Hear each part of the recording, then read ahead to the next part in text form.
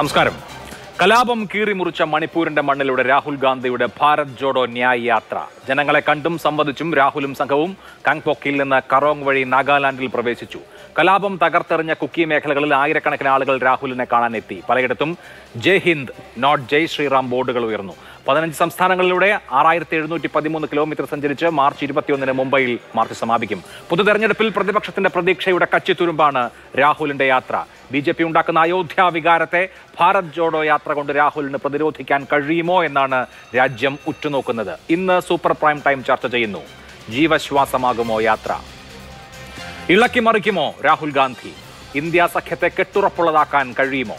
രാമക്ഷേത്ര രാഷ്ട്രീയത്തെ അതിജീവിക്കുമോ? ഈ ചർച്ചയിൽ Shri B Gopalakrishnan BJP, Shri Anil Bose Congress, Shrimati Liz Mathew Indian എക്സ്പ്രസിന്റെ പൊളിറ്റിക്കൽ എഡിറ്റർ, ശ്രീ മോഹൻ വർഗീസ് രാഷ്ട്രീയ നിരീക്ഷകൻ എന്നിവർ.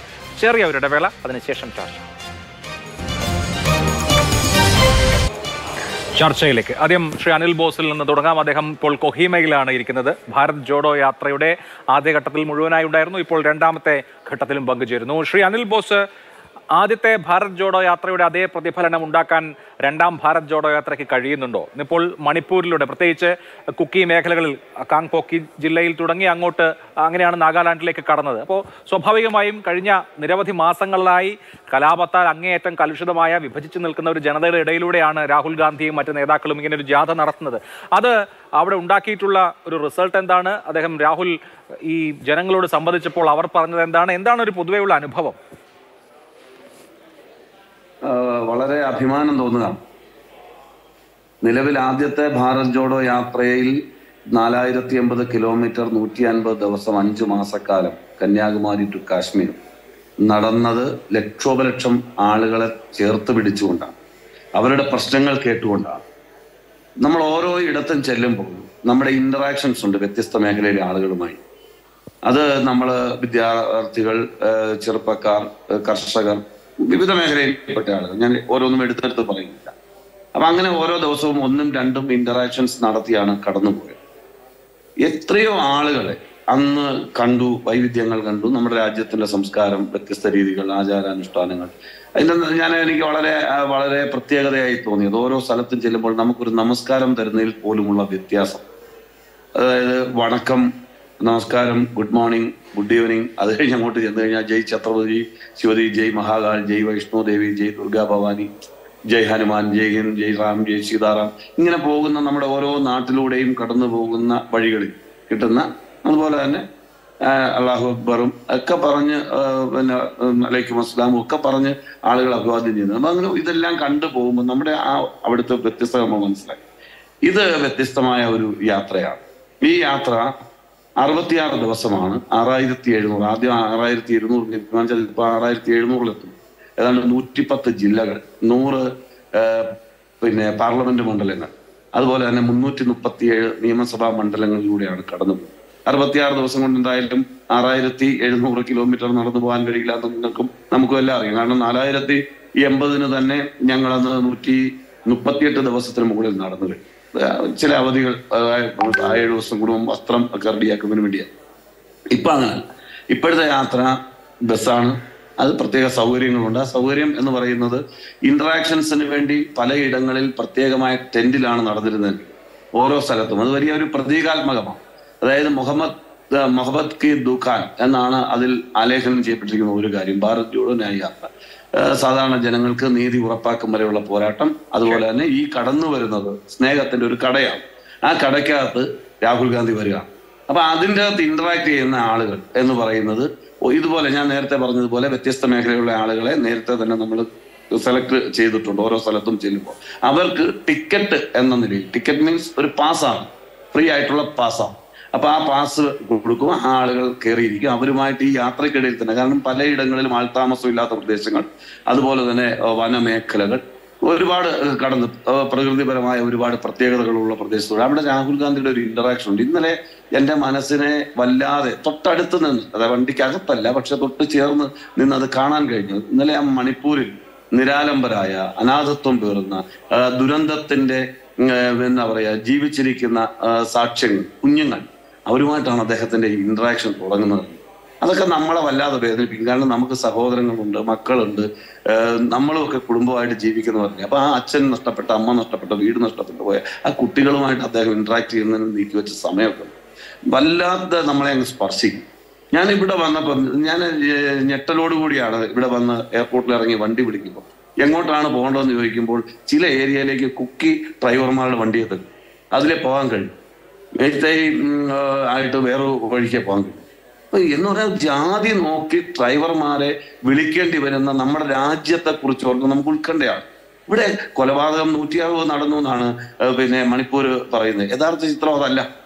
ഞാൻ എവിടെയാണെന്ന് അഭിലാഷിന് അറിയാമല്ലോ. ഞാൻ ആരുടെ അടുത്തായിരിക്കും ഇരിക്കുന്നത്, എനിക്കത് റിവീൽ ചെയ്യാൻ പറ്റാത്തതുകൊണ്ട് ഞാൻ പറയുന്നില്ല. ഞാനിപ്പോൾ അതുപോലെയുള്ള ടോപ്പ് മോസ്റ്റ് ഒരാളുടെ വീട്ടിലിരുന്നുകൊണ്ടാണ് ഇത്രയും സുഖമായി ഈ ചർച്ചയിൽ പങ്കെടുക്കുന്നത്.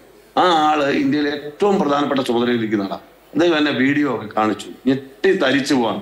അവരഭയം കൊടുത്ത 10,000-4,000 ആളുകൾ ജീവൻ എല്ലാം നഷ്ടപ്പെട്ട് ഓടിക്കയറി വരുന്ന വീഡിയോ, കത്തിയെരിയുന്ന കാര്യങ്ങൾ. 4,000-ലധികം ആളുകൾ മരിച്ചു എന്നാണ് പറയുന്നത്. ഞങ്ങൾക്കൊന്നും അത് ഒഫീഷ്യലായിട്ട് പറയാൻ കഴിയില്ല എന്ന് പറയാം. ഇപ്പം ഞാനത് പറയുമ്പോൾ എനിക്ക് ആധികാരികമായ ഒരു രേഖ അവർ തരാൻ പറയുമെന്ന് വെച്ചാൽ അവർക്ക് ഭയമാണ്. കാരണം ഗവൺമെന്റ് അത്രയും ഇൻസ്ട്രക്ഷനാണ്. അപ്പൊ അത്രയും വലിയൊരു ദുരന്ത ഭൂമിയിലാണ് നമ്മൾ നിൽക്കുന്നത്. ഈ അടുത്തും ആളുകൾ കൊല്ലപ്പെടുന്നു. ഇപ്പോഴും കടന്നു പോകുന്ന വഴികളിൽ നമ്മുടെ തന്നെ ആളുകൾ, മുന്നേ പോയിട്ടുള്ള ആളുകളെ വണ്ടി തടഞ്ഞു നിർത്തി സ്ത്രീകളടക്കമുള്ള ആളുകൾ പരിശോധിക്കുന്നുണ്ട്. കാരണം ഇതിന്റെ കൂടെ വരുന്ന അല്ല മുന്നേ പോകുന്ന വാഹനങ്ങളൊക്കെ അവരെയൊക്കെ പരിശോധിക്കുകയാണ്.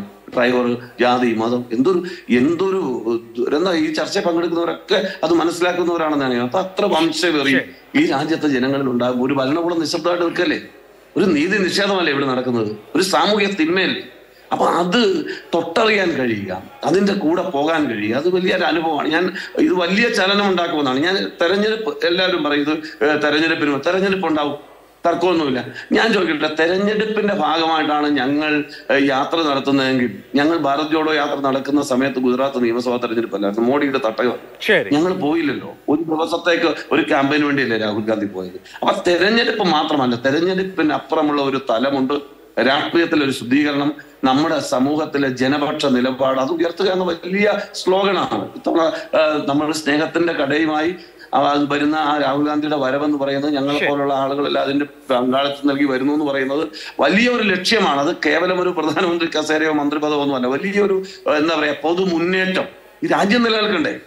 ഇവിടെ ജാതി മതവും പറഞ്ഞാൽ മതിയോ? ശരി, രാജ്യം നിലനിൽക്കാൻ വേണ്ടിയുള്ള ഒരു പോരാട്ടം എന്നുള്ള നിലയിലാണ് കോൺഗ്രസ് ഈ ന്യായ യാത്രയെ കാണുന്നത്. ശ്രീമതി ലിസ് മാത്യു, നമുക്കറിയാം 22-ാം തീയതിയിലെ രാമക്ഷേത്ര ഉദ്ഘാടനത്തിന്റെ ഭാഗമായി ഒരു നാഷണൽ സെന്റിമെന്റ്സ് ഇതിനോടകം തന്നെ BJPക്കും അവരുടെ ഒപ്പമുള്ള ആളുകൾക്കും ഉണ്ടാക്കാൻ കഴിഞ്ഞിട്ടുണ്ട്. അപ്പോൾ അങ്ങനെ ഏതാണ്ട് ഹിസ്റ്റീരിയ എന്ന് പറയാവുന്ന വിധത്തിലുള്ള ഒരു വലിയ തരത്തിലുള്ള ഒരു ഓളം നടക്കുമ്പോൾ അതിന് ബദലാകാൻ രാഹുൽ ഗാന്ധിയുടെ ഈ ന്യായ യാത്രയ്ക്ക് കഴിയുമോ? ഒന്നാമത്തെ എഡിഷൻ പോലെ തന്നെ അന്ന് കുറെ ആളുകളുമായിട്ട് നല്ല രീതിയിൽ ഇന്ററാക്ട് ചെയ്യാനും രാഹുൽ ഗാന്ധിയുടെ തന്നെ ഒരു ഇമേജ് മാറ്റാനും ഒക്കെ കഴിഞ്ഞിരുന്നുവെങ്കിൽ ഇപ്പോഴത്തെ ഈ ക്ഷേത്ര രാഷ്ട്രീയത്തെ പ്രതിരോധിക്കാൻ ഈ യാത്രയ്ക്ക് കഴിയും, കോൺഗ്രസിന് കഴിയുമെന്ന് താങ്കൾ വിചാരിക്കുന്നുണ്ടോ?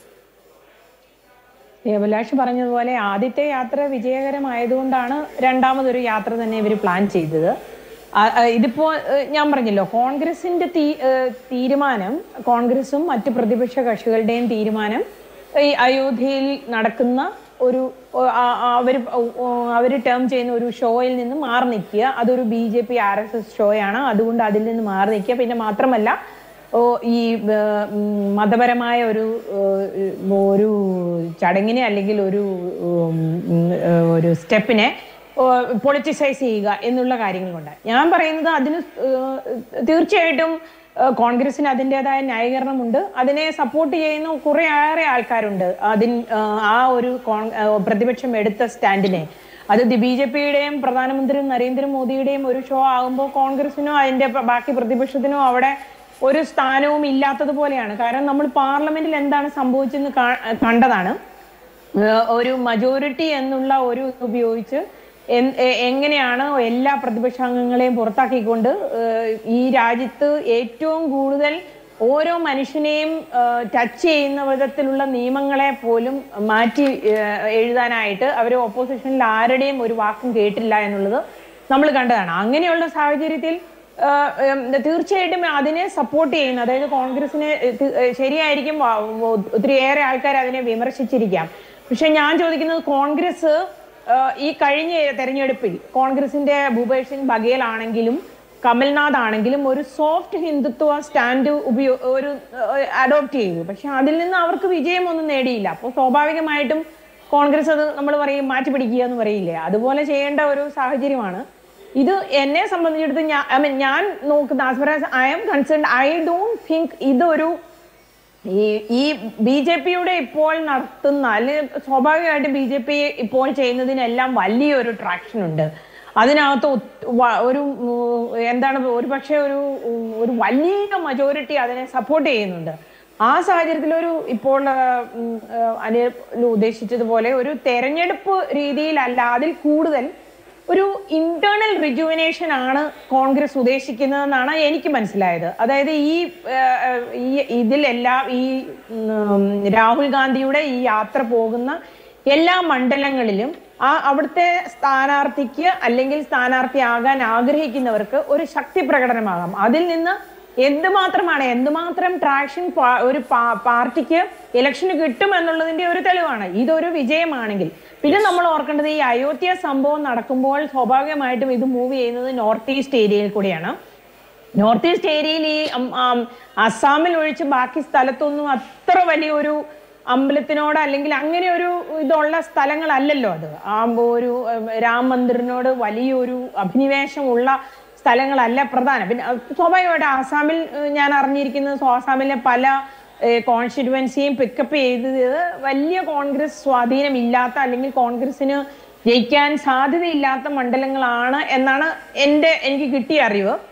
അത് വെച്ച് നോക്കുമ്പോൾ ഞാൻ പറഞ്ഞല്ലോ, ഒരു പൊളിറ്റിക്കൽ ഒരു ഇലക്ട്രൽ ഒരു ഗെയിം നോക്കി ആണെങ്കിൽ അതൊരു നല്ല സ്റ്റെപ്പ് ആയിരിക്കില്ല. പക്ഷെ ഇപ്പം അനിൽ ഉദ്ദേശിച്ച് പറഞ്ഞതുപോലെ ഇതൊരു വേറൊരു ഓൾട്ടർനേറ്റീവ് ലൈക്ക് രാഹുൽ ഉയർത്തി കാണിക്കുന്ന ഒരു ഓൾട്ടർനേറ്റീവ് ജനങ്ങളോട് പറയാനും പിന്നെ ഒരു ഇന്റേണൽ ആയിട്ട് കോൺഗ്രസിന് ഒരു റിജുവിനേഷൻ കൊടുക്കാനും. മൂന്നാമത് ഇതിൻ്റെ അകത്ത് നമ്മൾക്കറിയാം, ഇപ്പോൾ ഒപ്പോസിഷനിലാണെങ്കിൽ ഇപ്പൊ രാഹുൽ ഗാന്ധി അല്ലാതെ വേറെ ആർക്കും ഇതുപോലെ ഒരു യാത്ര ഓൾ ഇന്ത്യയിൽ നടത്താൻ പറ്റില്ല. ഇപ്പൊ കാശ്മീർ കന്യാകുമാരി മുതൽ കാശ്മീർ വരെ നടത്തി, ഇപ്പോൾ മണിപ്പൂർ മുതൽ മഹാരാഷ്ട്ര വരെ നടത്തുന്നു. ഇത് രാഹുൽ ഗാന്ധി ഇപ്പോൾ നോക്കുകയാണെങ്കിൽ ഇപ്പം ഈവൻ പ്രധാനമന്ത്രി നരേന്ദ്രമോദിക്ക് പോലും പറ്റില്ല ഇങ്ങനെ ഒരു യാത്ര. He even cannot take out this യാത്ര. അതുകൊണ്ട് രാഹുൽ ആണ് ഇതിലെ ഒപ്പോസിഷനിലെ ഏറ്റവും വലിയ ക്രൗഡ് പുള്ളർന്നും ഒരു ഇൻഡയറക്ട്ലി കോൺഗ്രസ് പറയുകയാണ്. പിന്നെ കോൺഗ്രസ് കഴിഞ്ഞ പ്രാവശ്യം വരുത്തിയ ചില മിസ്റ്റേക്കുകൾ ഇതിനകത്ത് കറക്റ്റ് ചെയ്യാൻ ശ്രമിച്ചിട്ടുണ്ട്.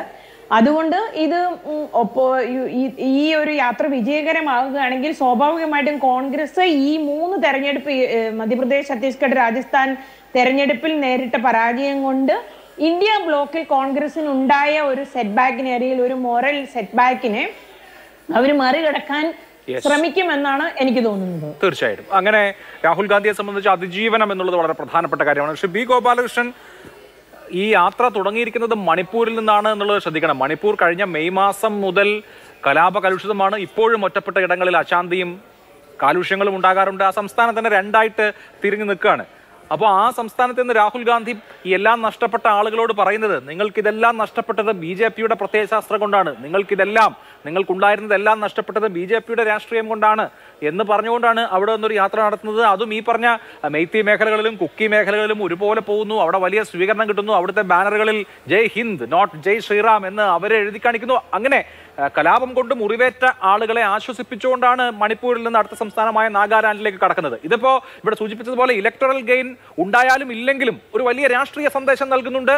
അതിൻ്റെതായ അഡ്വാൻറ്റേജ് സ്വാഭാവികമായും കോൺഗ്രസിന് ഉണ്ടാകുമല്ലോ. ഉണ്ടായിക്കോട്ടെ, ഉണ്ടാകണ്ട എന്ന് ഞങ്ങൾക്കൊരു അഭിപ്രായ വ്യത്യാസമില്ല. അതിൻ്റെ രാഷ്ട്രീയ ലാഭമോ രാഷ്ട്രീയ നേട്ടമോ രാഷ്ട്രീയ സന്ദേശമോ കോൺഗ്രസിനുണ്ടാവുകയാണെങ്കിൽ ഉണ്ടായിക്കോട്ടെ, ഞങ്ങൾക്കൊരു വിരോധമില്ല. പക്ഷെ ഒന്ന് ഞാൻ പറയാൻ ആഗ്രഹിക്കുന്നു അഭിലാഷേ, ഈ BJP എന്ന് പറയുന്ന സംഘടന ആകാശത്തൊന്നും പൊട്ടി വീണതല്ല, ഒരു ദിവസം ഭൂമിയിൽ മുളച്ചതുമല്ല. ഈ പ്രസ്ഥാനത്തിൻ്റെ വളർച്ചയും അതിൻ്റെ പാരമ്പര്യവും നിങ്ങൾ മനസ്സിലാക്കണം. കഴിഞ്ഞ 100 വർഷത്തെ നിരന്തരമായ അധ്വാനത്തിൻ്റെ ഫലമാണ്.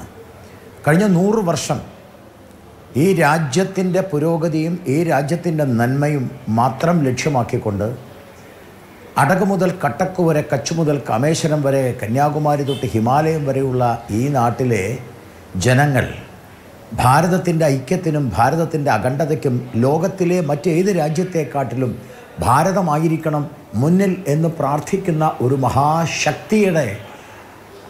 മഹാശക്തിയുടെ ബീജമാണ് ഈ പ്രസ്ഥാനം. ബ്രിട്ടീഷുകാരുടെ രഹസ്യ പോലീസിന് അതിനെ തോൽപ്പിക്കാനായിട്ടില്ല. നെഹ്റുവിൻ്റെ അഹങ്കാരത്തിനും അധികാരത്തിനും അതിനെ പരാജയപ്പെടുത്താൻ കഴിഞ്ഞില്ല. അടിയന്തരാവസ്ഥയിലെ താടകയുടെ നൃത്തത്തിന് അതിനെ തകർക്കാനായില്ല. അതിനുശേഷം രാമക്ഷേത്രത്തിൻ്റെ പേരിൽ 3 നിയമസഭകൾ നിഷ്ഠൂരം പിരിച്ചുവിട്ടപ്പോഴും അതിനെ തകർക്കാനായില്ല. കമ്മ്യൂണിസ്റ്റ് കഠാരകളിൽ രക്തമിറ്റിറ്റു വീഴുമ്പോഴും ഈ നാടിനെ ഉയർത്തണമെന്ന് പ്രാർത്ഥിച്ചുകൊണ്ട്, നിരന്തര പ്രാർത്ഥന നടത്തിക്കൊണ്ട്, നിരന്തര പരിശ്രമത്തിലൂടെ ഞങ്ങൾ മുന്നോട്ട് പോയിക്കൊണ്ടിരിക്കുകയാണ്.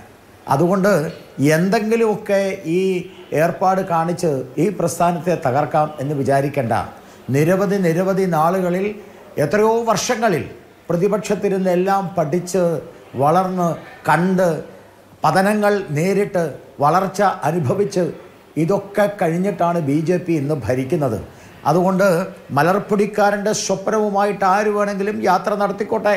അവർ യാത്ര നടത്തിയിട്ട് മധ്യപ്രദേശിലും രാജസ്ഥാനിലും അതുപോലെ തന്നെ ഛത്തീസ്ഗഡിലും തുറന്ന കട പൂട്ടി. ഇപ്പം മറ്റ് സ്ഥലങ്ങളിൽ ഹോൾസെയിലിൽ ചില കടയിൽ കണ്ടിട്ടില്ലേ നമ്മൾ, കട കാലിയാക്കുന്നു, അതുകൊണ്ട് ഒന്നിനൊന്ന് ഫ്രീ. അതുപോലെ സ്നേഹത്തിൻ്റെ കട കാലിയാക്കുകയാണ്. 2024 തെരഞ്ഞെടുപ്പ് കഴിയുമ്പോൾ ഈ കട പൂട്ടും, മൊത്തത്തിൽ പൂട്ടും ഇന്ത്യയിൽ. അപ്പോൾ അത് മൊത്തത്തിൽ പൂട്ടും എന്ന് മനസ്സിലാക്കിയത് കൊണ്ട് ഹോൾസെയിലിൽ ഒന്നിനൊന്ന് ഫ്രീ ആയിട്ട് കൊടുക്കുകയാണ്. അത് കൊടുത്തോട്ടെ, ഞങ്ങൾക്കൊരു വിരോധവുമില്ല. പിന്നെ മണിപ്പൂരിലെ കണ്ണീര്, ഇന്നത്തെ പത്രത്തിലും പറയുന്നത് കേട്ടു. മണിപ്പൂരിലെ കണ്ണീര് വീഴ്ത്തിയത് BJP ആണോ? മണിപ്പൂരിലെ കണ്ണീര് വീഴ്ത്തിയത് കോൺഗ്രസിൻ്റെ ഭരണകാലത്താണ്. കോൺഗ്രസ്സാണ് ഏറ്റവും ആദ്യം ആ കോൺഗ്രസിൻ്റെ ഭരണകാലത്താണ് മണിപ്പൂരിൽ ഏറ്റവും കൂടുതൽ കലാപമുണ്ടായത്. ഈ കുക്കികളും മെയ്ത്തികളും തമ്മിൽ കലാപമുണ്ടായത് BJP ഭരിക്കുമ്പോഴാണ്. ചരിത്രം അറിയുന്നവരല്ലേ ഈ ഇരിക്കുന്ന എല്ലാ ആളുകളും. അല്ല, ഇപ്പോ ഈ മെയ് മാസം മുതൽ ഉള്ള കലാപത്തിൽ ഞാനൊന്ന് തീർക്കട്ടെ.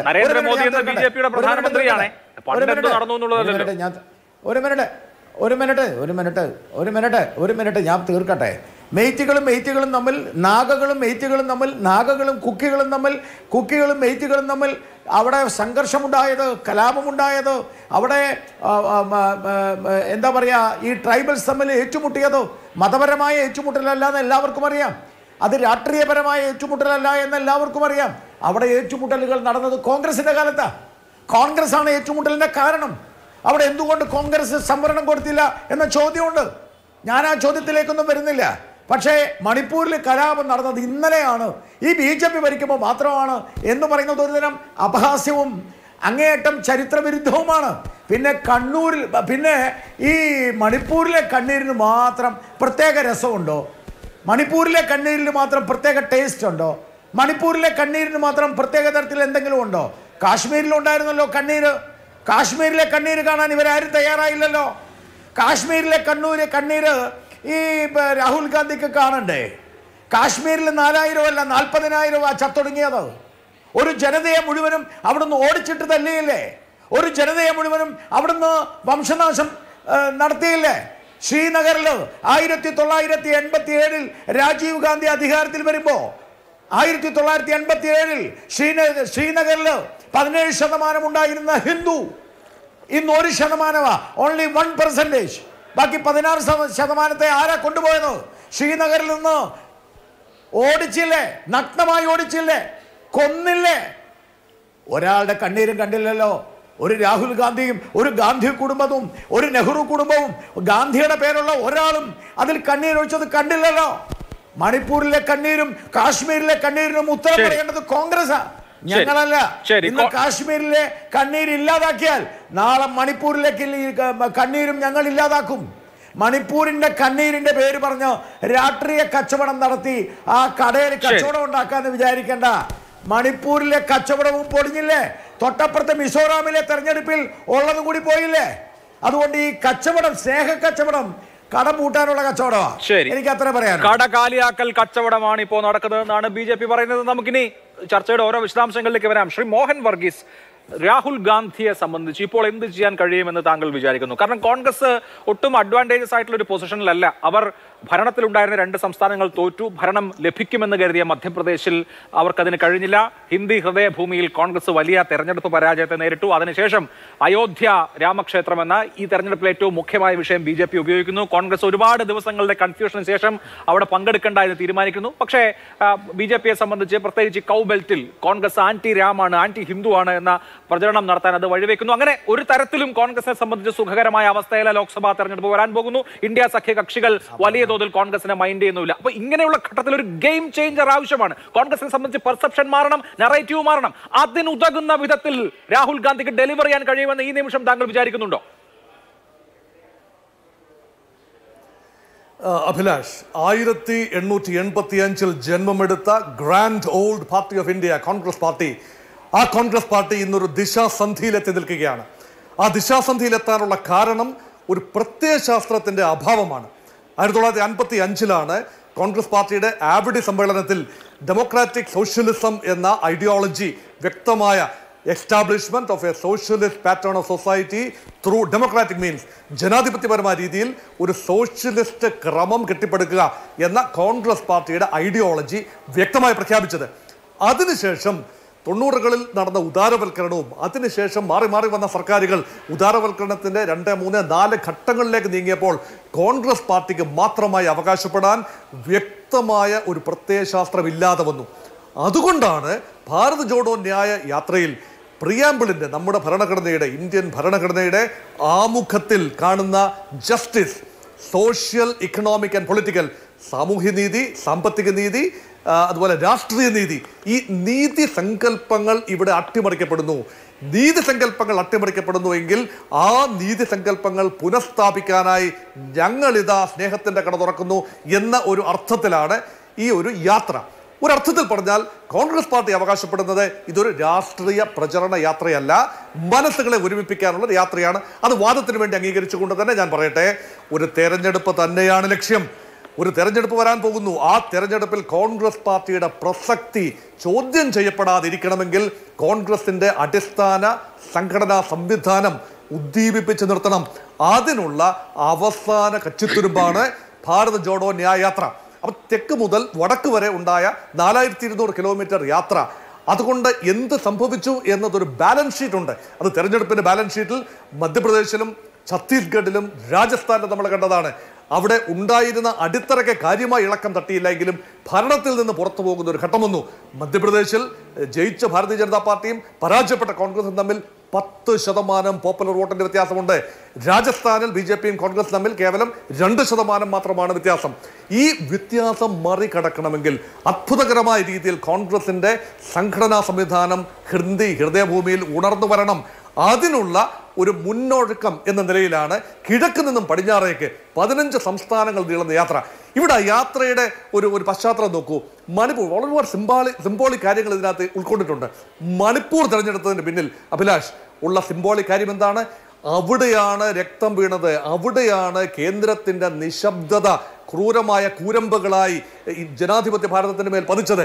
അങ്ങനെയെങ്കിൽ കണ്ണു തുറക്കൂ ഭാരതമേ, ഇതാ ഞങ്ങളുണ്ട് കണ്ണു തുറപ്പിക്കാൻ എന്ന വ്യംഗ്യമായി കോൺഗ്രസ് പാർട്ടി മണിപ്പൂരിൽ ഒരു ഔപചാരികമായി അല്ലെങ്കിൽ ആലങ്കാരികമായി മണിപ്പൂരിൽ നിന്നും നാഗാലാൻഡ് വഴി മുകളിലോട്ട് സഞ്ചരിച്ച്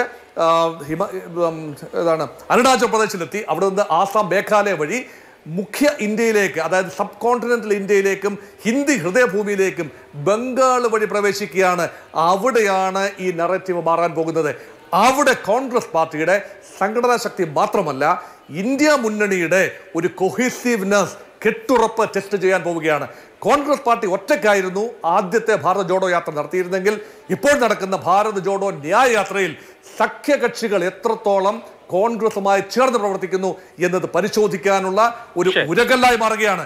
നോക്കൂ, കോൺഗ്രസ് പാർട്ടിയുടെ മേൽത്തട്ടിലെ നേതാക്കളും സഖ്യകക്ഷി നേതാക്കളും തമ്മിൽ ഒരു ധാരണയിൽ എത്തിക്കഴിഞ്ഞു. അതാണല്ലോ ഇന്ത്യ മുന്നണി.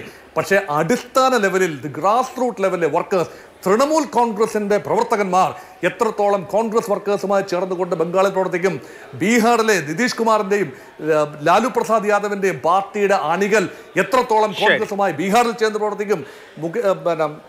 അതുപോലെ അഖിലേഷ് യാദവിൻ്റെ പാർട്ടി എങ്ങനെയാണ് കോൺഗ്രസുമായി സമരസപ്പെടുത്ത ഉത്തർപ്രദേശിൽ പ്രവർത്തിക്കുന്നത്. അങ്ങനെ 15 സംസ്ഥാനങ്ങൾ കടന്ന് ദീർഘമായ 6200 കിലോമീറ്റർ, ഇപ്പോൾ പറയുന്ന 6800 കിലോമീറ്റർ കടന്ന് ബോംബെയിൽ സമ്മേളിക്കുമ്പോൾ ഇന്ത്യ മുന്നണിയുടെ ജാതകം പുനരാവിഷ്കരിക്കുന്ന ഒരു കാഴ്ച കണ്ടില്ല എങ്കിൽ യാതൊരു വ്യത്യാസവും വരാൻ പോകുന്നില്ല. മുൻകാലങ്ങളിൽ നിന്നും യാതൊരു വ്യത്യാസവും വരാൻ പോകുന്നില്ല. ഹിന്ദി ഹൃദയഭൂമിയിൽ കോൺഗ്രസ് അഡോപ്റ്റ് ചെയ്തിരുന്ന നേരത്തെ ഇവിടെ സൂചിപ്പിച്ച മൃദു ഹിന്ദുത്വത്തിന് ബദലായി സ്നേഹത്തിന്റെ, നീതിയുടെ, ന്യായത്തിന്റെ സന്ദേശം, അതായത് social justice, economic justice, political justice, അതുകൊണ്ട് ആ നറേറ്റീവ് തന്നെ മാറുകയാണ്. ഹിന്ദുത്വ എന്ന BJP അജണ്ടയ്ക്ക് ബദലായി കോൺഗ്രസിന് ഒരു അജണ്ട വയ്ക്കാൻ ഈ യാത്രയിലൂടെ കഴിഞ്ഞില്ല എങ്കിൽ കോൺഗ്രസ് പാർട്ടിയുടെ ഭാവി വളരെ ദയനീയമായിരിക്കുമെന്ന് എനിക്ക് പറയാനുള്ളൂ. ശരി, ഇവിടെ ശ്രീ അനിൽ ബോസ്, ഞങ്ങൾ തെരഞ്ഞെടുപ്പ് രാഷ്ട്രീയം ഉദ്ദേശിക്കുന്നില്ല എന്നൊക്കെ പറഞ്ഞാൽ നോക്കൂ, ഈ രാജ്യത്തെ ഏറ്റവും പ്രധാനപ്പെട്ട ഇവന്റ് പൊതു തെരഞ്ഞെടുപ്പാണ്. പൊതു തെരഞ്ഞെടുപ്പ് നടക്കാൻ പോവുകയാണ്. ഫെബ്രുവരി മാസം പൊതു തെരഞ്ഞെടുപ്പ് പ്രഖ്യാപിക്കപ്പെടും. ഏറ്റവും കുറഞ്ഞത് ആദ്യത്തെ 2 ഘട്ടമെങ്കിലും മാർച്ച് മാസത്തിൽ ഉണ്ടാവും. മാർച്ച് 21-ാം തീയതിയാണല്ലോ ഈ യാത്ര സമാപിക്കുന്നത്.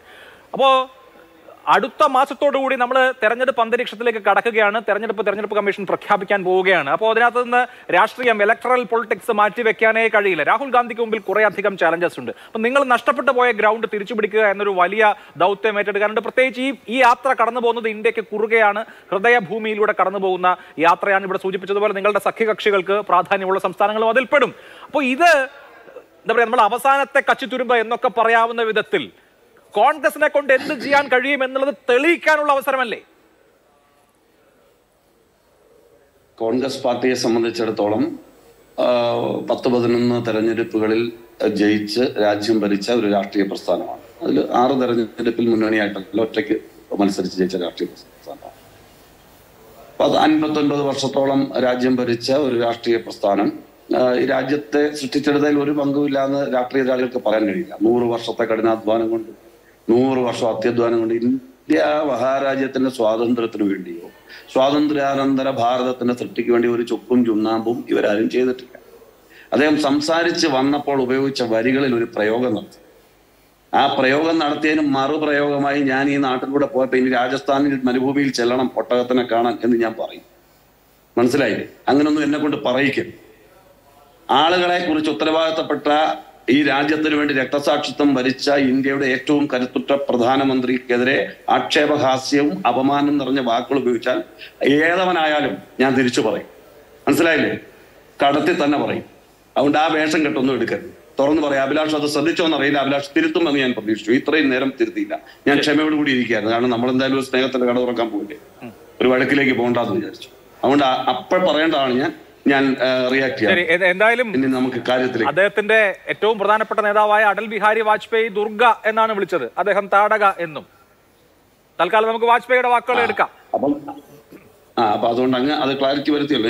ഞാൻ ഇനി അതിന്റെ അകത്തൊരു ഡിസ്പ്യൂട്ടിന് ഇപ്പൊ ഇല്ല. ഇനി അല്ലെങ്കിൽ പ്രതികരിച്ചാൽ ഞാനിപ്പോ പ്രതികരിച്ചു.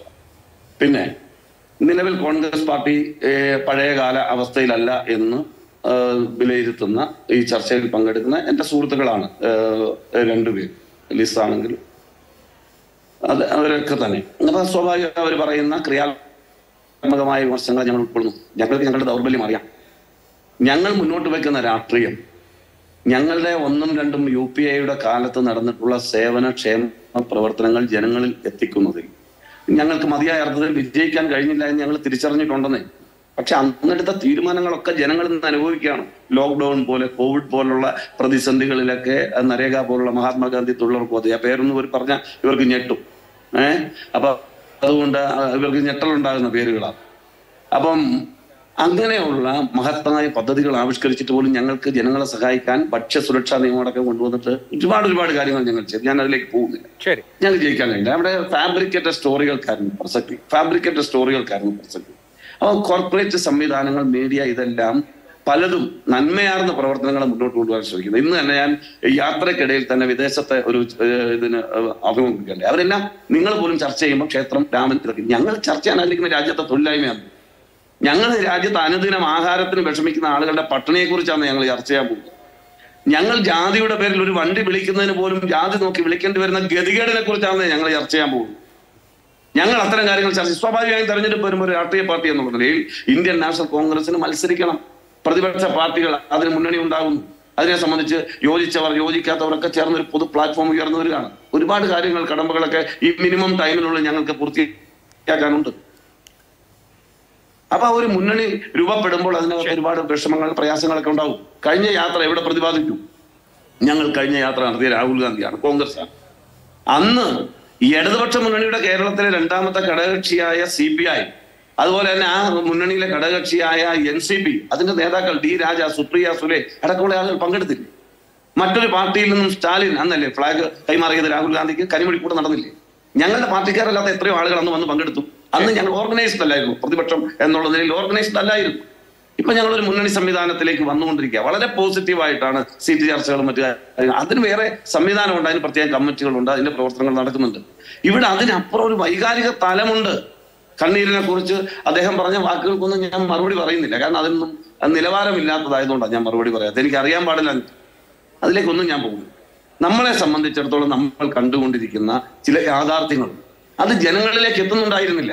ഞങ്ങൾക്ക് ഭാരത് ജോഡോ യാത്ര ഇത് തന്നെ ഒരു വരി കൂടി അഭിലാഷേ, ഈ രാഹുൽ ഗാന്ധിയെ വ്യക്തിഹത്യ ചെയ്ത് അപഹസിച്ച് ആക്ഷേപിച്ച് പല പേരുകളിട്ട് ഇവർ വക്രീകരിച്ചു. അതിൽ നിന്നൊക്കെ എത്രയോ ഉയർന്നു. ഭാരത് ജോഡോ യാത്രയ്ക്ക് യഥാർത്ഥ രാഹുൽ ഗാന്ധി രാജ്യം തിരിച്ചറിഞ്ഞില്ലേ? തെലങ്കാനയിൽ ഞങ്ങളുടെ തിരിച്ചുവരവ് ചെറിയ കാര്യമാണോ? കർണാടകയിലെ തിരിച്ചുവരവ് ചെറിയ കാര്യമാണോ? ഹിമാചലിലെ തിരിച്ചുവരവ് ചെറിയ കാര്യമാണോ? ഞങ്ങൾക്ക് നഷ്ടപ്പെട്ടു എന്ന് പറയുമ്പോഴും നിങ്ങൾ നോക്കിക്കോ, കഴിഞ്ഞ 5 സംസ്ഥാനങ്ങളിലെ തെരഞ്ഞെടുപ്പിൽ മറ്റ് പാർട്ടികളെക്കാൾ, രാജ്യം ഭരിക്കുന്ന പാർട്ടികൾ, ഇവർ ഇത്രയും വർഗീയതയും രാമനും എല്ലാം പറഞ്ഞിട്ടും ക്ഷേത്രവും എല്ലാം പറഞ്ഞിട്ടും ഞങ്ങൾക്കാണ് വോട്ട് കൂടുതൽ. ഗവൺമെന്റ് ഞാൻ നേരത്തെ പറഞ്ഞത്, അധികാരം മാത്രമല്ല രാഷ്ട്രീയം.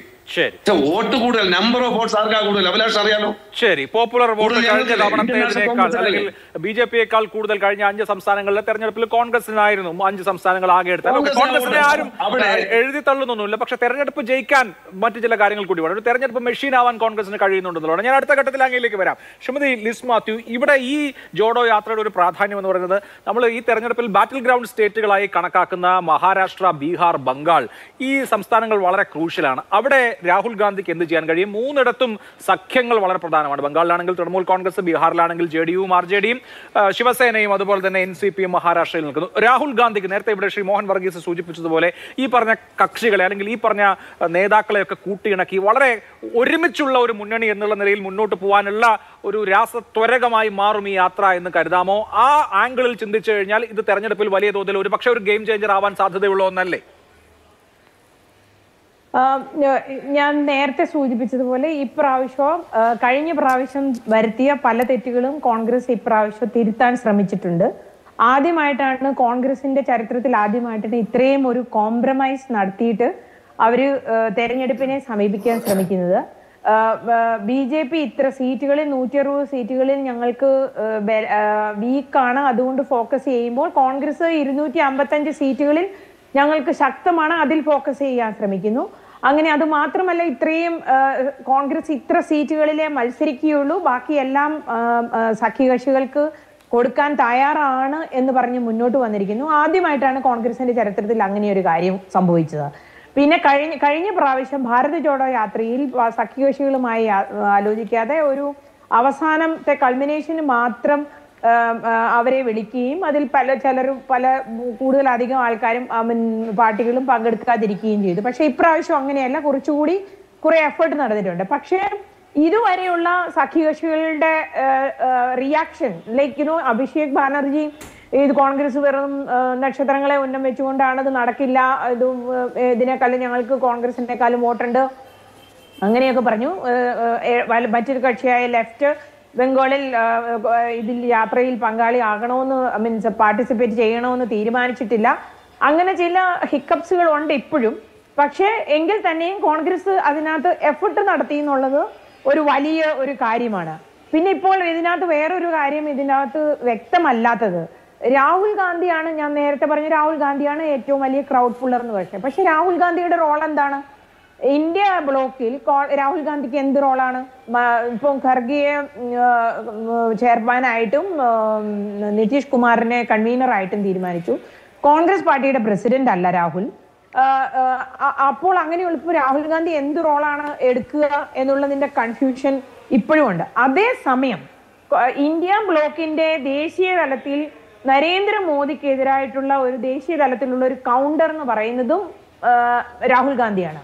അപ്പോൾ രാഹുൽ ഗാന്ധിയുടെ റോളില്ല. ഇപ്പോൾ പഴയ പോലെ അല്ല വോട്ടർമാര്, അത് കോൺഗ്രസ് മനസ്സിലാക്കേണ്ടതാണ്.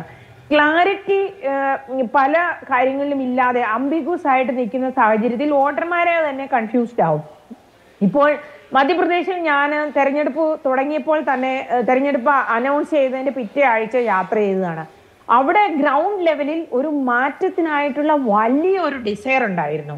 അത് എങ്ങനെ കുറെ വർഷങ്ങൾ ഓൾമോസ്റ്റ് 2 ദശാബ്ദത്തോളം BJP ഭരിച്ചു. അതുകൊണ്ട് ഒരു മാറ്റം വേണമെന്ന് അവിടുത്തെ വോട്ടർമാർക്ക് അതും കട്ടിങ് അക്രോസ് ക്ലാസ് ലൈനിൽ ഉണ്ടായിരുന്നു. പക്ഷെ എന്തുകൊണ്ടാണ് കോൺഗ്രസിന് അത് ഒരു അതിന്റെ ഒരു ക്യാഷ് ഇൻ ചെയ്യാൻ പറ്റാതിരുന്നത്? കോൺഗ്രസിന് പല കാര്യത്തിലും ക്ലാരിറ്റി ഇല്ലായിരുന്നു. പല സ്ഥലത്തും കോൺഗ്രസ് പാർട്ടിയുടെ അഭാവമായിരുന്നു. തെരഞ്ഞെടുപ്പിൽ ഗ്രൗണ്ട് തലത്തിൽ തെരഞ്ഞെടുപ്പിൽ ആദ്യത്തെ ഒരാഴ്ച കഴിഞ്ഞ് മുന്നോട്ട് പോയതോടെ പല സ്ഥലത്തു നിന്നും കോൺഗ്രസ് അപ്രത്യക്ഷമായി. സംസ്ഥാനത്തിലെ ചില നേതാക്കന്മാർക്ക് മാത്രം അല്ലെങ്കിൽ ഒരു നേതാവിന്റെ കയ്യിലേക്ക് മാത്രമായി തെരഞ്ഞെടുപ്പിന്റെ മുഴുവൻ കാര്യങ്ങളും ഏൽപ്പിച്ചു കൊടുത്തു. പാർട്ടി ഒരു മിസ്സിംഗ് ആയിരുന്നത്. അതുകൊണ്ടാണ് ഞാൻ പറയുന്നത്, ആൾക്കാർ തന്നെ വോട്ടർമാർക്ക്, ഞാൻ UP പണ്ട് കുറെ വർഷങ്ങൾക്ക് മുമ്പ് കേട്ടിട്ടുണ്ട്, കോൺഗ്രസിന് വോട്ട് ചെയ്യാൻ താല്പര്യമുള്ള വോട്ടർമാരുണ്ട്, പക്ഷെ അവര് പറയുന്ന പാർട്ടി എവിടെ? അങ്ങനെ ഒരു സാഹചര്യമാണ് പല സംസ്ഥാനങ്ങളിലും വന്നുകൊണ്ടിരിക്കുന്നത്. അപ്പോൾ കോൺഗ്രസ് ഒരു ക്ലാരിറ്റി ഇല്ലാതെ മുന്നോട്ട് പോവുകയാണെങ്കിൽ തീർച്ചയായും അതിന് ഈ യാത്രയ്ക്കോ അല്ലെങ്കിൽ അതിൽ കൂടെ നടത്തുന്ന എഫേർട്ടിനോ ഒരു പ്രയോജനമില്ലാതെ വരും. ഭാരത് ജോഡോ യാത്ര കർണാടകത്തിൽ എഫക്റ്റ് ഉണ്ടാക്കി, ആൾക്കാരെ ഒരു പാർട്ടി റിജുവിനേറ്റ് ചെയ്യുക മാത്രമല്ല ആൾക്കാർക്ക് ഒരു ഓൾട്ടർനേറ്റ് ഉണ്ട് എന്നുള്ള ഒരു പ്രതീതി സൃഷ്ടിക്കാൻ സാധിച്ചു. പക്ഷെ ഇപ്പോ അഭിലാഷ് പറഞ്ഞത് ശരിയാണ്, ഏറ്റവും ക്രൂഷ്യൽ ആയിട്ടുള്ള 3 സ്റ്റേറ്റുകളാണ് ബംഗാൾ, മഹാരാഷ്ട്ര ആൻഡ് ബീഹാർ. ഇത്രയേറെ BJP എല്ലാവരും ജയിക്കുമെന്ന് പറയുമ്പോൾ പോലും ഞാൻ BJP നേതാക്കന്മാരെ എപ്പോഴും സംസാരിക്കുന്ന ആളാണ്.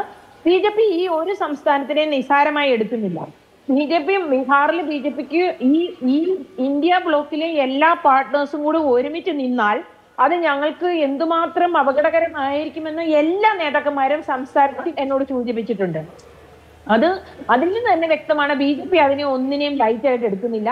ഇന്ത്യ ബ്ലോക്കിൽ പോലും ഈ സ്വാഭാവികമായിട്ട് ഒരു ഒപ്റ്റിക്സ് സൃഷ്ടിക്കേണ്ടത് അവരുടെ ആവശ്യമാണ്. അതിനപ്പുറം പാർട്ടി അധികൃതർ നമുക്കറിയാം, മാരത്തൺ മീറ്റിംഗ്സുകളാണ് BJP നടത്തുന്നത്. തെരഞ്ഞെടുപ്പിന് വേണ്ടിയുള്ള അവരുടെ പ്രിപ്പറേഷൻ മറ്റേത് പാർട്ടികളെക്കാളും മുന്നിലാണ്. അങ്ങനെയുള്ള സാഹചര്യത്തിൽ കോൺഗ്രസ് ഒരു ക്ലാരിറ്റിയും ഇല്ലാതെ ആരാണ് നേതാവെന്ന് പറയാതെ, രാഹുൽ ഗാന്ധിയുടെ റോൾ എന്താണെന്ന് പറയാതെ മുന്നോട്ട് പോകുമ്പോൾ ഇത്തരം എഫർട്ട് എടുത്ത് ഇതൊരു നല്ല പോസിറ്റീവ് അപ്രോച്ചാണ്, പോസിറ്റീവ് സ്റ്റെപ്പാണ്. പക്ഷെ അതിന് പ്രയോജനം ഇല്ലാതെ വരും. അതുകൊണ്ട് കോൺഗ്രസ് പാർട്ടി ശരിയാണ്, നമ്മൾ ഉപദേശിക്കേണ്ട ആവശ്യമൊന്നുമില്ല. കോൺഗ്രസിന് അനുഭവ സമ്പത്തുള്ള ഒത്തിരിയേറെ നേതാക്കന്മാരുണ്ട്. ഒരു വലിയ ഒരു മജോറിറ്റിന്ന് ഒരു വിഭാഗം തന്നെ കോൺഗ്രസ് കൂടുതൽ ആക്റ്റീവ് ആകാനും കോൺഗ്രസ് കൂടുതൽ വ്യക്തതയോടെ അല്ലെങ്കിൽ കൂടുതൽ ഒരു ഒരു മോട്ടിവേഷനോടെ മുന്നോട്ട് വരണം എന്ന് ആഗ്രഹിക്കുന്നവരുണ്ട്. അങ്ങനെയുള്ളവരെ നിരാശപ്പെടുത്താതെ കോൺഗ്രസ് പാർട്ടി മുന്നോട്ട് പോകുമെന്ന് നമുക്ക് ജസ്റ്റ് പറഞ്ഞു ചെയ്യാം. അത് ഡെമോക്രസിക്ക് എന്താണെങ്കിലും ഒരു ഭരണപക്ഷിയും ഒരു ശക്തമായ പ്രതിപക്ഷവും ആവശ്യമാണ്. നമ്മൾ കഴിഞ്ഞ 5 വർഷം പാർലമെന്റിൽ കണ്ടതാണ് പ്രതിപക്ഷത്തിന്റെ അഭാവം. ഒരു ശക്തമല്ലാത്ത പ്രതിപക്ഷത്തിന്റെ അഭാവം കൊണ്ട് നമുക്കുണ്ടായ ഈ രാജ്യത്തിന്റെ ഡെമോക്രസിക്കുണ്ടായ അപകടവും നമുക്കാകെ നമ്മളുടെ ഞാൻ പറഞ്ഞല്ലോ, ഏറ്റവും കൂടുതൽ നമ്മളെ എല്ലാം അടുത്ത വരുന്ന വർഷങ്ങളിൽ മുഴുവൻ നമ്മുടെ ജീവിതത്തെ ടച്ച് ചെയ്യുന്ന നിയമങ്ങളാണ് ക്രിമിനൽ കോഡ്. ആ ക്രിമിനൽ കോഡ് മാറ്റിയതിൽ പോലും പ്രതിപക്ഷത്തിന്റെ ഭാഗവാക്കാക്കാതെ നിയമം പാസാക്കി എടുത്ത ഒരു പാർലമെന്റാണ് നമ്മൾ കണ്ടത്. അങ്ങനെയുള്ള സാഹചര്യം ഇല്ലാതിരിക്കാൻ കോൺഗ്രസിന്റെ ഉത്തരവാദിത്തമുണ്ട്, അങ്ങനെയുള്ള സാഹചര്യം സൃഷ്ടിക്കാതിരിക്കാനായിട്ട്. തീർച്ചയായും. ശ്രീ ബി ഗോപാലകൃഷ്ണൻ, കോൺഗ്രസ് നിങ്ങൾക്ക് എഴുതി തള്ളാവുന്ന ഒരു പാർട്ടിയല്ല. 5 സംസ്ഥാനങ്ങളിൽ നടന്ന നിയമസഭാ തെരഞ്ഞെടുപ്പാണല്ലോ ഈ രാജ്യത്ത് അവസാനമായി നടന്ന തെരഞ്ഞെടുപ്പ്. ആ തെരഞ്ഞെടുപ്പിലെ ആകെ വോട്ടുകൾ കൂട്ടിയാൽ BJPയേക്കാൾ കൂടുതൽ വോട്ട് നേടിയ പാർട്ടി കോൺഗ്രസ് ആണ്. പോപ്പുലർ വോട്ടുകൾ BJPയേക്കാൾ കൂടുതൽ കോൺഗ്രസിനാണ് കിട്ടിയത്. ഈ ഹിന്ദി ഹാർട്ട്ലാൻഡ് സംസ്ഥാനങ്ങളിലും അവർക്ക് 40% മുകളിൽ വോട്ട് 3 സംസ്ഥാനങ്ങളിലും ഉണ്ടായി. അപ്പോൾ കോൺഗ്രസ് എന്ന് പറയുന്നത് ഇപ്പോഴും ഒരു പാൻ ഇന്ത്യൻ പാർട്ടിയാണ് എന്നുള്ളത് ഒന്നാമത്തെ കാര്യം. രണ്ടാമത്തത്, ഞാൻ ഈ പറഞ്ഞ 3 സംസ്ഥാനങ്ങൾ എടുക്കൂ, ബീഹാർ, അതുപോലെ തന്നെ പശ്ചിമ ബംഗാൾ, മഹാരാഷ്ട്ര, 48ഉം 40ഉം 42ഉം സീറ്റുകളൊക്കെയുള്ള സംസ്ഥാനങ്ങളാണ്. എന്ന് പറഞ്ഞാൽ 120-ലധികം MP-മാരെ സംഭാവന ചെയ്യുന്ന ഈ 3 സംസ്ഥാനങ്ങളിലും BJPക്ക് സീറ്റ് കുറയാനിടയുള്ള സാഹചര്യമാണ്. പ്രത്യേകിച്ച് അവിടെ ഇന്ത്യ മുന്നണി ശക്തമാകുന്ന സാഹചര്യമാണെങ്കിൽ കോൺഗ്രസ് രാഹുൽ ഗാന്ധിയുടെ നേതൃത്വത്തിൽ ഇങ്ങനെ ഒരു യാത്ര നടത്തുന്നു. അവർ പരമാവധി വിട്ടുവീഴ്ച സഖ്യരാഷ്ട്രീയവുമായി ബന്ധപ്പെട്ട് ചെയ്തു കഴിഞ്ഞാൽ BJPക്ക് എളുപ്പമാവില്ല. ഒരു പ്രശ്നം എന്താണെന്ന് വെച്ചാൽ ഇപ്പോൾ രാജസ്ഥാനിൽ ഞങ്ങൾ വലിയ കക്ഷിയിലെ 25 സീറ്റ് നിങ്ങൾക്കാണ്, 25 കൂടുതൽ സീറ്റ് അവിടെ നിന്ന് കിട്ടാൻ പറ്റില്ല. ഗോകുൽനാഥിന്റെ ഒരു സീറ്റ് ഒഴിച്ചാൽ 28 29 28 മധ്യപ്രദേശിൽ നിങ്ങൾക്ക് ഓൾറെഡി ഉണ്ട്. അവിടെ ഒന്നും ഇനി കൂടാനില്ല. അപ്പോൾ പോവാനുള്ള സംസ്ഥാനങ്ങളുടെ ഈ പറഞ്ഞ സംസ്ഥാനങ്ങളിലുണ്ട്. അപ്പോൾ ഇത് വളരെ എളുപ്പമാണ്, കേക്ക് വാക്കാണെന്നൊന്നും വിചാരിക്കേണ്ട. അവിടെയാണ് രാഹുൽ ഗാന്ധി ഇന്ത്യക്ക് എക്രോസ് ആയിട്ടൊരു യാത്ര നടത്തുന്നത്, അവരുടെ മുന്നണി ശക്തിപ്പെടാൻ പോകുന്നത്. ചില്ലറ കളിയൊന്നുമല്ല കേട്ടോ.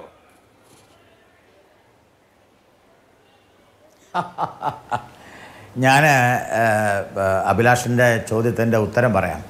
അതിനു മുമ്പ് ഞാൻ ഒരു കാര്യം പറയട്ടെ. വ്യക്തിപരമായിട്ട് ആരെയും പരിഹസിക്കാനോ വ്യക്തിപരമായിട്ട് ആരെയും മോശമാക്കി സംസാരിക്കുകയോ ചെയ്യുന്നത് ചാനൽ ചർച്ചയിൽ എൻ്റെ പതിവല്ല. ഞാനത് പറഞ്ഞിട്ടില്ല. അഭിലാഷും അത് ശ്രദ്ധിക്കണം. കാരണം ഞാൻ അടിയന്തരാവസ്ഥയിലെ രാക്ഷസീയതയെക്കുറിച്ചാണ് പറഞ്ഞത്. അടിയന്തരാവസ്ഥ കൊണ്ടുവന്നത് എന്ന വാക്കുപയോഗിച്ചിട്ടില്ല.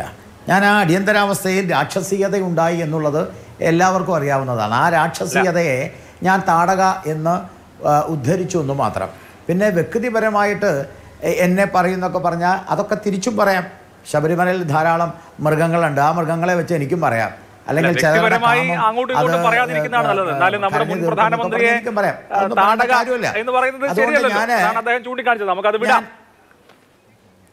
ഞാൻ പറഞ്ഞിട്ട് അല്ല, ഒരു മിനിറ്റ്, അത് കൃത്യമായി പറഞ്ഞിട്ട് വിടുന്നതാണ് നല്ലത്. ഞാൻ പ്രധാനമന്ത്രിയെ അല്ല പറഞ്ഞത്.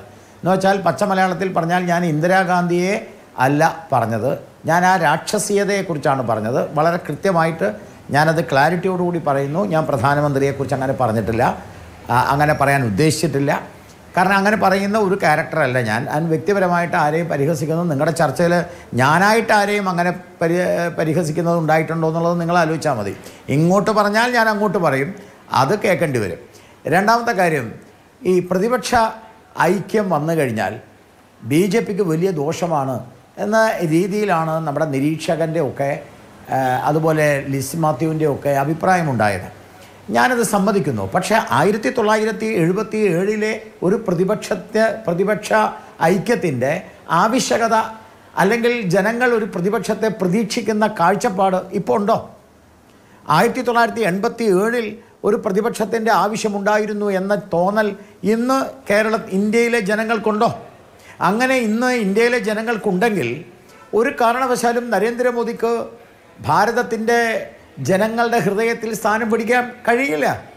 ഭാരതത്തിലെ ജനങ്ങളുടെ ഹൃദയത്തിൽ നേരത്തെ ലിസ് മാത്യു പറയുന്നത് കേട്ടു, നരേന്ദ്രമോദിക്ക് പോലും ഇങ്ങനെ ഒരു യാത്ര നടത്താൻ പറ്റില്ല. യാത്ര നടത്തേണ്ട ആവശ്യമില്ല നരേന്ദ്രമോദിക്ക്. കാരണം ഭാരതത്തിലെ ജനങ്ങളുടെ ഹൃദയത്തിൽ ജീവിക്കുന്ന മനുഷ്യനാണ് നരേന്ദ്രമോദി. ആരാണ് ഒരു സർവേ, ഇന്ത്യയിലൊരു സർവേ ഏത് മാധ്യമം വേണമെങ്കിൽ നടത്തിക്കോട്ടെ, ഇന്ത്യയിൽ ഒരു സർവേ നടത്തി കഴിഞ്ഞാൽ ആ സർവേയിൽ 65% അല്ലെങ്കിൽ 60% അഥവാ എബോവ് 50% ആ സർവേയിൽ ജനങ്ങൾ ഇഷ്ടപ്പെടുന്ന നേതാവ് നരേന്ദ്രമോദിയാണ്. അതിന് ഞങ്ങൾക്ക് യാത്ര നടത്തേണ്ട ആവശ്യമില്ല. ജനഹൃദയത്തിൽ ഞങ്ങളുണ്ട്. ജനഹൃദയത്തിലില്ല വരേണ്യവർഗ കുമാരനായി അറിയപ്പെടുന്നവർക്കൊന്നും അങ്ങനെ ജനഹൃദയത്തിൽ സ്വാധീനമില്ല. അവർക്ക് യാത്ര നടത്തേണ്ടി വരും. അതുകൊണ്ടാണ് എൻ്റെ ചോദ്യം. 1977 ഒരു പ്രതിപക്ഷം എന്താണ് 77 അവിടെയാണ് അടിയന്തരാവസ്ഥ വരുന്നത്. അടിയന്തരാവസ്ഥയുടെ രാക്ഷസീയത. അന്ന് ഒരു പ്രതിപക്ഷ ഐക്യം വേണമെന്നുണ്ടായിരുന്നു. ആ പ്രതിപക്ഷ ഐക്യം ഇന്ന് ആവശ്യമില്ല. 1987 പ്രതിപക്ഷത്തിൻ്റെ ഐക്യം ആവശ്യമുണ്ടായിരുന്നു. ആ ഐക്യം ഇന്ന് ആവശ്യമില്ല. ഇന്ന് ഇന്ത്യയിലെ ജനങ്ങൾ പ്രതിപക്ഷം ഐക്യമുണ്ടാക്കി ഭരണപക്ഷത്തെ തകർക്കണമെന്ന് ആഗ്രഹിക്കുന്നില്ല. മറിച്ച് കൂടുതൽ സീറ്റ് ഭരണപക്ഷത്തിന് നൽകണം എന്നാണ് ഇന്നത്തെ ജനങ്ങളുടെ, ഇന്നത്തെ ഭാരതത്തിലെ വോട്ടേഴ്സിൻ്റെ ആഗ്രഹം. അതുകൊണ്ടാണ് ഈ 3 സ്ഥലത്തും ഭാരതീയ ജനതാ പാർട്ടി ജയിച്ചത്. അതാണ് ഒന്നാമത്തെ പോയിന്റ്. ദെൻ രണ്ടാമത്തെ പോയിന്റ്, ഞാൻ വളരെ കൃത്യമായിട്ടൊരു കാര്യം പറയാൻ ആഗ്രഹിക്കുന്നു. കോൺഗ്രസ് ഒരു പാൻ ഇന്ത്യ പാർട്ടിയാണ്, യാതൊരു സംശയവുമില്ല. കോൺഗ്രസ് കൂടുതൽ സീറ്റ് നേടി കോൺഗ്രസ് രംഗത്ത് വരണം. അതാണ് ജനാധിപത്യത്തിൻ്റെ സൗന്ദര്യം. കോൺഗ്രസിന് കൂടുതൽ സീറ്റ് കിട്ടിയാൽ കോൺഗ്രസ് ഒരു നല്ല പ്രതിപക്ഷമാവും. അതിനേക്കാൾ കൂടുതൽ സീറ്റ് കോൺഗ്രസ് നേടിയാൽ കോൺഗ്രസിന് ഭരിക്കാം. അതൊക്കെ ജനാധിപത്യത്തിൻ്റെ ഒരു സൗന്ദര്യമായിട്ട് കാണാനാണ് ഞാൻ ആഗ്രഹിക്കുന്നത്. പക്ഷേ ഇന്ത്യയിലെ സംസ്ഥാനങ്ങളെ നമ്മൾ എടുക്കണം. സൗത്ത് ഇന്ത്യ മാറ്റി നിർത്തിയാൽ വെറും നോർത്ത് ഇന്ത്യ മാത്രം വെച്ചുകൊണ്ട് തന്നെ ഇവിടെ ഭരിക്കാൻ കഴിയുന്ന ഭൂരിപക്ഷം ഉണ്ടാക്കാനായിട്ട് കഴിയും. ഞാൻ വേണമെങ്കിൽ ഒരു കണക്ക് നിങ്ങളുടെ മുമ്പിൽ വെക്കാം. ഇപ്പോൾ ഗുജറാത്ത് ആയാലും രാജസ്ഥാൻ ആയാലും ഹരിയാനയിലായാലും ഉത്തരാഖണ്ഡിലായാലും ഹിമാചലായാലും ഈവൻ ഡൽഹിയിലായാൽ പോലും കോൺഗ്രസ് വട്ടപൂജ്യമാണ്. അത് നമുക്ക് നിഷേധിക്കാൻ പറ്റില്ല. ഈ ഭാഗത്തെ മാത്രം നമ്മൾ കണക്കിലെടുത്തു വന്നാൽ തന്നെ 50% മുതൽ 62% വരെ വോട്ടിംഗ് പെർസെൻറ്റേജ് ഇന്ന് BJP ഉണ്ട് എന്ന് പറഞ്ഞാൽ BJP വേഴ്സസ് BJP ഇതര കക്ഷികൾ ഒരുമിച്ച് നിന്നാൽ ഇവിടെ എല്ലാം തന്നെ BJPക്ക് കിട്ടുന്നത് എബോവ് 50% ആണ്. അപ്പോൾ എബോവ് 50% വോട്ട് നേടുന്നിടത്തോളം കാലം BJPയെ തകർക്കാൻ ഈ സഖ്യങ്ങൾക്ക് കഴിയില്ല. 1. 2. മൂന്നാമത്തത്, ആരാണ് ഈ സഖ്യത്തിൻ്റെ തലവൻ? ഈ സഖ്യത്തിനൊരു പ്രതിപക്ഷ നേതാവുണ്ടോ? ഒരു പ്രതിപക്ഷ നേതാവ് എന്ന നിലയിൽ, അടുത്ത പ്രധാനമന്ത്രി സ്ഥാനാർത്ഥി എന്ന നിലയിൽ, അല്ലെങ്കിൽ ഞങ്ങളുടെ നേതാവ് ഇതാണ് എന്ന് പറയുന്നുണ്ടോ? അവിടെ തൃണമൂൽ പറയുന്നത് ഞങ്ങൾ പറയാൻ ആഗ്രഹിക്കുന്നു തൃണമൂലിൻ്റെ മമതാ ബാനർജിയാണ്. നിതീഷ് കുമാർ പറയുന്നു നിതീഷ് കുമാറാണ്. ചിലർ പറയുന്നു ഖാർഗെയാണ്, ചിലർ പറയുന്നു രാഹുൽ ഗാന്ധിയാണ്. അപ്പൊ ആരെയാണ് ഒരു നേതാവായി കാണുക? ഒരൊറ്റ പോയിന്റിൽ ഞാൻ നിർത്താം, ഒരു പോയിന്റിൽ അവസാനിപ്പിക്കാം. ആരാണ് നേതാവ്? നേതാവില്ല. ഒരു ഒരുമയുണ്ടോ? ഒരു പ്രത്യയശാസ്ത്രമുണ്ടോ? എന്താ പ്രത്യയശാസ്ത്രം? ഈ മോദിക്കെതിരെ അതാണോ പ്രത്യയശാസ്ത്രം? മോദിയുടെ ഗ്യാരണ്ടിക്കെതിരെ അതാണോ പ്രത്യയശാസ്ത്രം? അതാണ് പ്രത്യയശാസ്ത്രമെങ്കിൽ കഴിഞ്ഞ പ്രാവശ്യം കിട്ടിയത് അത്ര പോലും കിട്ടുമെന്ന് എനിക്ക് തോന്നുന്നില്ല.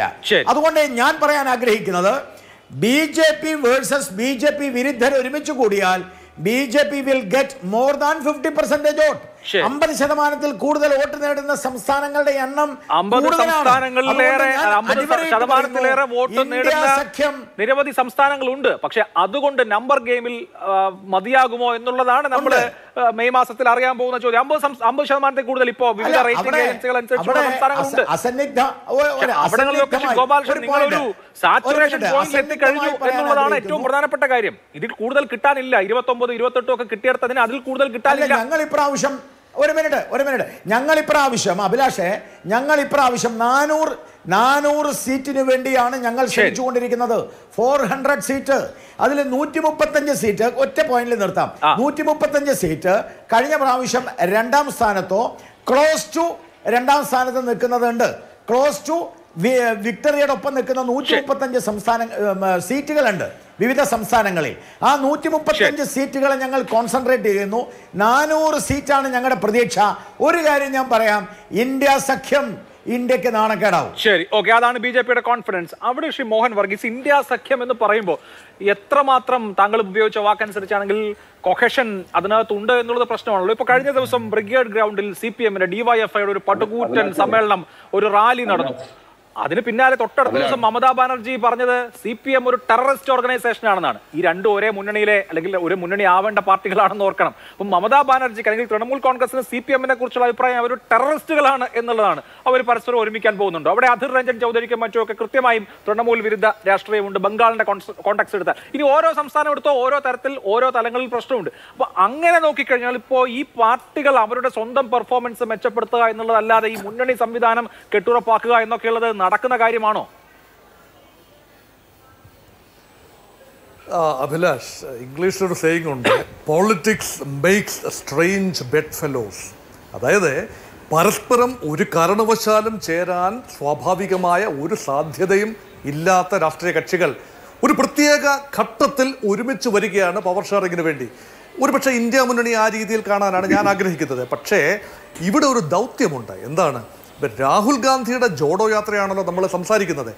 ഒരു 100 വർഷം മുൻപ്, 100ഓളം വർഷങ്ങൾക്ക് മുൻപ് രാഹുൽ ഗാന്ധിയുടെ മുതുമുത്തച്ഛനായ പണ്ഡിറ്റ് ജവഹർലാൽ നെഹ്റു എഴുതി വെച്ചു ഭാരതത്തെ കണ്ടെത്തുന്നതിനെ കുറിച്ച്. എന്നാൽ ഒരു 100 വർഷം കഴിഞ്ഞ് ഇങ്ങോട്ട് നോക്കുമ്പോൾ ഭാരതീയ ജനതാ പാർട്ടി അതേ ഭാരതത്തെ അതിനേക്കാൾ വ്യത്യസ്തമായൊരു രീതിയിൽ സാംസ്കാരിക ദേശീയതയുടെ തലത്തിൽ നിന്നുകൊണ്ട് ആർഷഭാരത സംസ്കാരത്തിൻ്റെ സ്വലിംഗങ്ങൾ കൈക്കൊണ്ടുകൊണ്ട് കണ്ടെത്താൻ മറ്റൊരു ശ്രമം. ഇത് 2 നറേറ്റീവ്സാണ്. ഇവിടെ കോൺഗ്രസ് പാർട്ടി ഒരു നൂറ്റാണ്ടിന് ശേഷം തിരിച്ചു നിന്ന് നോക്കുമ്പോൾ കണ്ടെത്താനാവുന്നുണ്ടോ, ഭാരതത്തെ കണ്ടെത്താനാവുന്നുണ്ടോ? അവിടെ യോജിക്കാവുന്ന BJP ഇതര കക്ഷികളെ യോജിപ്പിച്ചുകൊണ്ട് ഇപ്പം ഹൈന്ദവ ദേശീയതയിലോ സാംസ്കാരിക ദേശീയതയിലോ അടിയുറച്ച ഒരു ഭരണകൂടത്തിന് എതിരായി പുതിയ ഒരു നറേറ്റീവ്, അതിന് പരമാവധി വിട്ടുവീഴ്ച ചെയ്തുകൊണ്ട് ആ നറേറ്റീവ് സൃഷ്ടിക്കാനാവുമോ എന്ന ഒരു പ്രായോഗിക ചിന്തയിലാണ് ഇപ്പോൾ കോൺഗ്രസ്. ഞാൻ വീണ്ടും ആവർത്തിച്ച് പറയുന്നു, ഇത് പ്രായോഗിക ചിന്ത തന്നെയാണ്. കാരണം ഒരു പതിറ്റാണ്ട് മുമ്പ് അല്ലെ 2 പതിറ്റാണ്ട് മുമ്പ് കോൺഗ്രസിനെ സംബന്ധിച്ചിടത്തോളം മുന്നണി രാഷ്ട്രീയം ചിന്തിക്കാനാവുന്നതിനേക്കാൾ ഏറെയായിരുന്നു, അകലെയായിരുന്നു. 2004 നോക്കൂ, അതിനു മുൻപ് കോൺഗ്രസ് പാർട്ടി ഒറ്റയ്ക്ക് നിൽക്കണം എന്ന് തീരുമാനിച്ചിരുന്നു.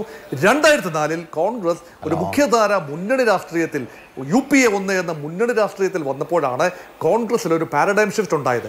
ഇപ്പോഴിതാ മറ്റൊരു പാരഡൈം ഷിഫ്റ്റ് ഉണ്ടാകുന്നു. കഴിഞ്ഞ തെരഞ്ഞെടുപ്പിൽ 400-ലധികം സീറ്റുകളിൽ മത്സരിച്ച കോൺഗ്രസ് പാർട്ടി ഇപ്പോഴിതാ 285 സീറ്റുകളിലേക്ക് കേന്ദ്രീകരിക്കുന്നു എന്ന് പറയുന്നു. ഓർക്കുക, നമ്മുടെ ലോക്സഭയുടെ കേവല ഭൂരിപക്ഷം എന്ന് പറയുന്നത് തന്നെ 263 സീറ്റുകളാണ്. അപ്പോൾ ഈ 263 സീറ്റിനേക്കാൾ വളരെ കുറവ് സീറ്റുകൾ മാത്രമേ കോൺഗ്രസ് പാർട്ടി മത്സരിക്കുന്നുള്ളൂ, ഗൗരവമായി മത്സരിക്കുന്നുള്ളൂ എന്ന് പറയുമ്പോൾ പരമാവധി വിട്ടുവീഴ്ചയിലൂടെ സ്വല്പം ചേരായ്മ ഉണ്ട് എങ്കിലും ഇടതുപക്ഷ പ്രസ്ഥാനങ്ങളുമായും ഈ ജാതീയ പാർട്ടികൾ എന്നൊക്കെ പറയുന്ന സമാജ്വാദി പാർട്ടി, അതുപോലെ അഖിലേഷ് യാദവിൻ്റെ പാർട്ടി, മുലായം സിംഗിൻ്റെ ഇങ്ങനെയൊക്കെയുള്ള പാർട്ടികൾ ബീഹാറിലും ഉത്തർപ്രദേശിലും ഒക്കെയുള്ള സോഷ്യൽ ജസ്റ്റിസ് പാർട്ടികളെ ഒരുമിപ്പിച്ച് നിർത്താമോ എന്ന ആലോചനയാണ്. ഒരുപക്ഷെ ആ സോഷ്യൽ ജസ്റ്റിസ് എന്ന ഒരു കാര്യം, അത് റിസർവേഷനാണ്, ആ കാര്യം മുന്നണിയിൽ കൊണ്ടുവരാൻ വേണ്ടിയാണ് ന്യായ യാത്ര എന്ന രീതിയിൽ ഈ കൊഹീഷൻ കൊണ്ടുവരാൻ ഒറ്റ മാർഗ്ഗമേ ഇവിടെ കാണുന്നുള്ളൂ, പുതിയ നറേറ്റീവ് സൃഷ്ടിക്കുക. അവിടെ ജാതി രാഷ്ട്രീയം ഒരു നറേറ്റീവ് തന്നെയാണ്. തീർച്ചയായിട്ടും അത് എത്രമാത്രം പ്രായോഗിക തലത്തിൽ ഒരു മുന്നണിയായി മാറും എന്നുള്ളതാണ് നമ്മൾ അറിയാനിരിക്കുന്നത്. എനിക്കൊരു ഇടവേള അത്യാവശ്യമാണ്. ഇടവേളയ്ക്ക് ശേഷം മടങ്ങിയത് ചർച്ച അവസാന ഘട്ടത്തിലാണ്. ഷാനിൽ ബോസ്, കോൺഗ്രസിനെ സംബന്ധിച്ച് ഒരു ജീവശ്വാസം എന്ന് പറയുന്നത് വളരെ പ്രധാനപ്പെട്ടതാണ്. ആദ്യത്തെ ഭാരത് ജോഡോ യാത്രയുടെ ഉപോൽപ്പന്നമാണ് കർണാടകയിലെയും തെലങ്കാനയിലെയും സർക്കാരുകളെങ്കിൽ അതേ ചലനം നിശ്ചയമായും വടക്കേ ഇന്ത്യയിലും ഉണ്ടാക്കാൻ കഴിയേണ്ടതാണ്, മധ്യേന്ത്യയിലും ഉണ്ടാക്കാൻ കഴിയേണ്ടതാണ്. അപ്പോൾ ആ അർത്ഥത്തിലുള്ള ഒരു പോസിറ്റീവ് വൈബ് താങ്കൾക്ക് യാത്ര തുടങ്ങിയപ്പോഴുണ്ടോ? തീർച്ചയായിട്ടും. ഒരു കാര്യം ഞാൻ ആദ്യം തന്നെ പറയട്ടെ, ഈ ഇടയ്ക്ക് നടന്ന ചർച്ചകൾ ഇവിടുത്തേതോ എന്റേതോ അല്ലാത്ത സാങ്കേതിക പ്രശ്നം കൊണ്ടാണ് എനിക്ക് കേൾക്കാൻ കഴിഞ്ഞിട്ടില്ല. അതുകൊണ്ട് അവർ പറഞ്ഞതിന് പലതും എനിക്ക് കൃത്യമായി ക്ലാരിറ്റിയോടുകൂടി മറുപടി പറയാൻ കഴിയില്ല എന്നൊരു ബുദ്ധിമുട്ടും. അതൊന്നും അത് കേൾക്കുന്ന ആളുകൾക്ക് വേണ്ടി ഞാൻ പറഞ്ഞതാണ്. പിന്നെ നിലവിൽ ഞങ്ങളെ സംബന്ധിച്ചിടത്തോളം ഇവിടെ മുന്നണി രാഷ്ട്രീയത്തെക്കുറിച്ച് ഒക്കെ പറഞ്ഞല്ലോ, ഞങ്ങൾ 400 പിടിക്കും 500 പിടിക്കും എന്നൊക്കെ പറഞ്ഞ് ഞാൻ കേട്ടു. ഞാൻ ചോദിക്കുന്നത്, ഇന്ത്യ ഭരിക്കുന്നത് BJP ഒറ്റയ്ക്കാണ്? അല്ലല്ലോ. ഇന്ത്യയിൽ ഭൂരിപക്ഷമുണ്ട്, ഞങ്ങൾ അങ്ങ് മലത്തിൽ കളയും എന്ന് പറയുമ്പോൾ 38 പാർട്ടികളുടെ ഒരു മുന്നണിയായിരുന്നു ഈ ഗവൺമെന്റ്, അല്ലേ? 38 പാർട്ടികൾ രാജ്യത്ത് ഏകപക്ഷീയമായ ഭൂരിപക്ഷമുണ്ട് എന്ന ഹുങ്കിൽ മുന്നോട്ട് പോകുമ്പോൾ, ജനങ്ങളെ മൈൻഡ് ചെയ്യാതെ, അവരുടെ വിചാരങ്ങളെ മൈൻഡ് ചെയ്യാതെ മുന്നോട്ട് പോകുമ്പോൾ ആ മുന്നണിയിൽ നിന്ന് 4 കക്ഷികൾ മുന്നണിയോട് ബൈ പറഞ്ഞ് ഇറങ്ങി. സാർ അത് മനസ്സിലായിക്കോ?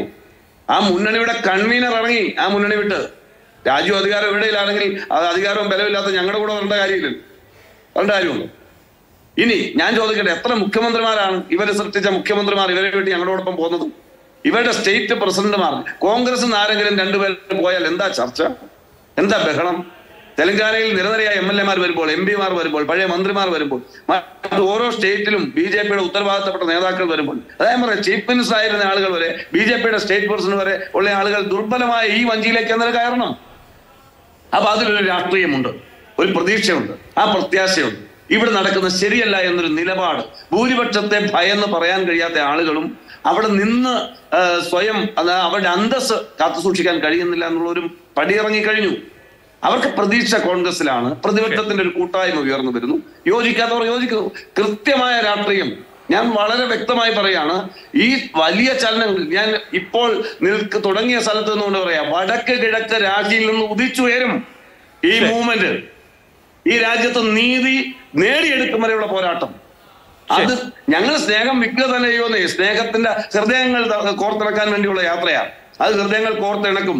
ഞാൻ പറഞ്ഞല്ലോ, 1 അല്ല 10 തെരഞ്ഞെടുപ്പ് നോക്കുന്നു ജയിക്കുന്നതല്ല. ശരി, ആത്മവിശ്വാസം എന്തായാലും കോൺഗ്രസിനുണ്ട്. വളരെ നന്ദി എന്റെ 4 പാനലിസ്റ്റുകൾക്കും. സൂപ്പർ പോയിന്റിന്റെ സമയം അവസാനിക്കുകയാണ്. നമസ്കാരം.